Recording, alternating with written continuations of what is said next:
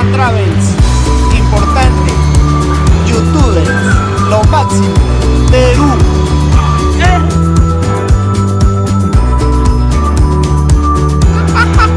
Porque es muy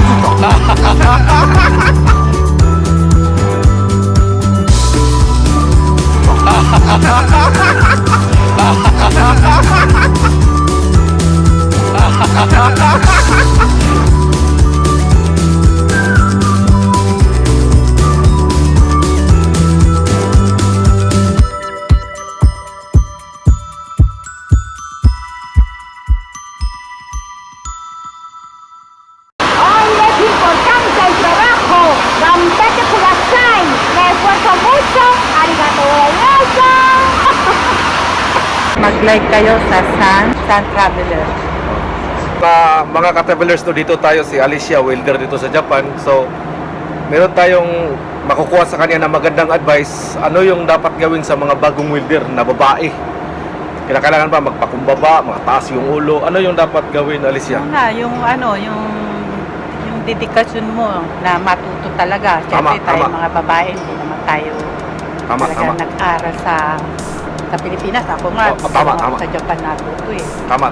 Bali, inabot ako ng 2 taon. Marami ko nabubutas na tepa. Tama. Kaya lang, kung talagang meron kang gustong gawin, pagsisikapan mong matutunan. Tama. So, naman ng bagay. Tama. Diba? Makukuha lang sa tiyaga. Katulad yan, ilang taon na ako sa pag-welding na, siguro 10 taon na ako. 10 years ka na na. So, marami ka ng experience. Oo, kaya yung mga ganyang ano mo na, di ba? Kaya lang, syempre, hindi mo rin maalis yung mga nagbubuli sa'yo sa kumpanya. Tama, yun, tama. Kahit meron ka ng experience, pagbago ka sa kumpanya, lalo na, di ba? Tama. Yung mga, yung na-encounter mo sa ganitong trabaho. Kaya lang, sulit naman, pagkasweldo mo, syempre, malaki sinisweldo mo. Tama. So, ano yung advice mo sa kanila, yung kapag babae, tapos papakumbaba kung turuan sila? Oo, kahit may alam ka na, halimbawa, sa experience mo, kahit may alam ka na, pagbago ka sa kumpanya, kunyari, sabihin mo, wala kang alam. Tama. Magpakumbaba ka, paano ba to? Hindi pa nagawa ito, turuan mo. Kasi, Tama. minsan, mahirap din yung may experience na ako gano'n. Tama. Minsan may mga happiness na, di ba, ayaw nila ng gano'ng attitude ng... Tama. Parang magpakumbaba sila.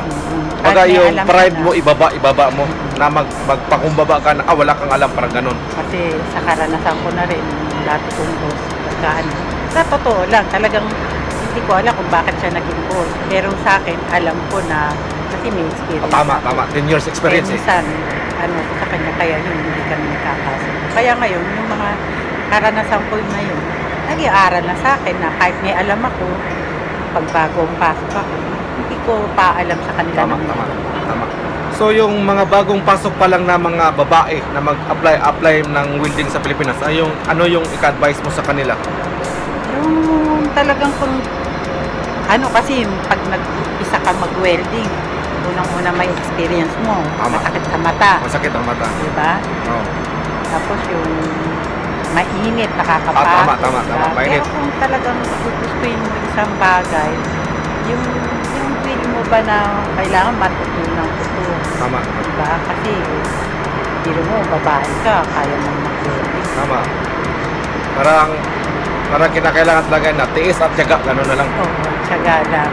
Yun lang ang kailangan. So, yun ang mga ka-travelers, no? Yun ang advice ni Alicia at 10 years ng welding, no? Welder.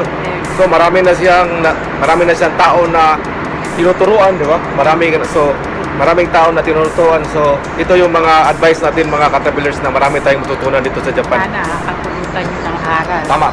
Kapulutan ng aral. Gusto nyo talagang, lahat naman ng trabaho sa umpisa mahirap. Tama. Pagka nasanay ka na, kaya-kaya mo. Tama. So, maraming salamat, Alicia, no? Dito nagtatrabaho si Alicia, oh. Dito sa mga welder na to si Alicia, dating 10 years, no?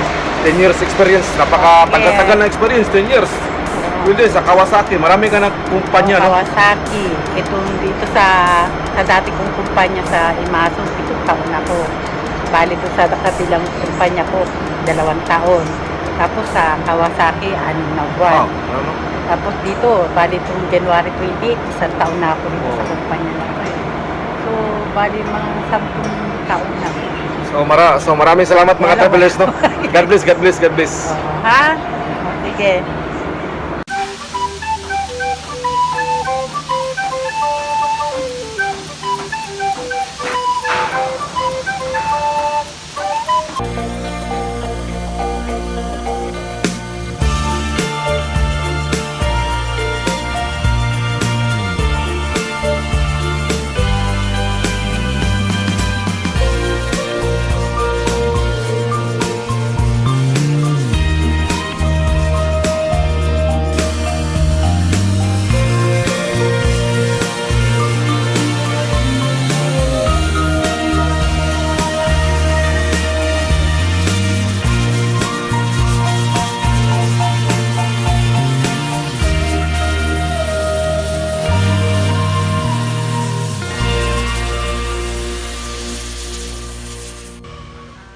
Amigo, amiga, soportar Santa Ballet.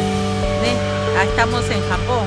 Soportar el trabajo porque acá mucho explota, explotación. Fácil no se lleva la plata acá. Soy peruana. Peruana, Sí, soy peruana, amigo filipino.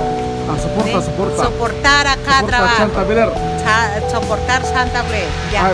Arigato Arigato gozaimashita. Gracias, Gracias.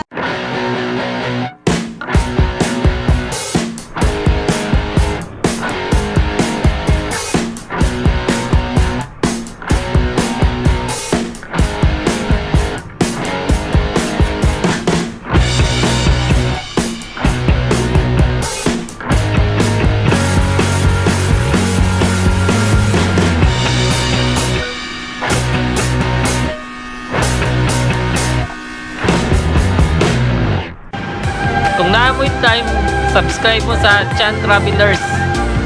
Kung naamoy time, subscribe mo sa Chan Travelers.